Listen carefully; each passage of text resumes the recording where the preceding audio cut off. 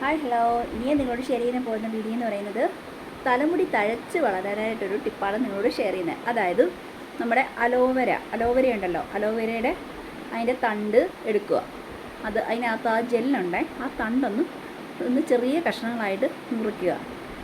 എന്നിട്ട് അതിൻ്റെ കൂടെ തന്നെ ഒരു 4-5 ചെറിയ ഉള്ളി, അതുപോലെ തന്നെ ഒരു അല്പം കുരുമുളക്, പിന്നെ സ്വല്പം കറിവേപ്പില, ഇതെല്ലാം കൂടെ മിക്സ് ചെയ്യുക.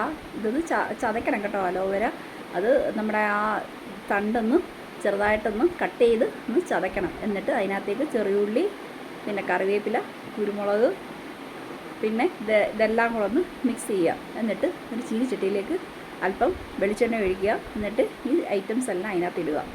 എന്നിട്ട് നന്നായിട്ട് അത് കാച്ചിയെടുക്കുക.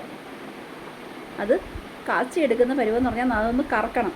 എന്നിട്ട് അത് നമ്മൾ ഒരല്പം വെള്ളം എടുത്തിട്ട് ഇത് ഒന്ന് തുള്ളിയായിട്ട് അതിനകത്തോട്ടൊന്ന് ഒഴിച്ച് നോക്കണം.